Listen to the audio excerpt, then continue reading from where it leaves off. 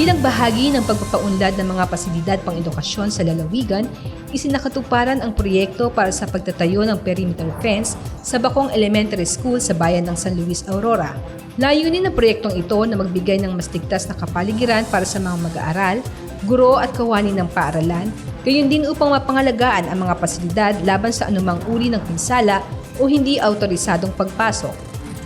Ang naturang proyekto ay may kabuang kontrata na nagkakahalaga ng 1.9 million pesos at ito ay pinondohan sa ilalim ng 20% Development Fund na inalaan ng pamahalaang lokal para sa mahalagang proyekto at programang nakatuon sa kapakanan ng mamamayan.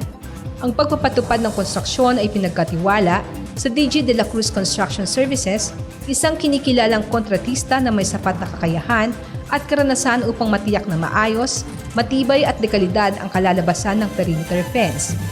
Inaasahan na mas mapapalakas ang seguridad at kaligtasan ng Bacong Elementary School na magsisilbing dagdag na proteksyon hindi lamang para sa mga mag-aaral, kundi pati na rin sa mga kagamitan at pasilidad ng paaralan.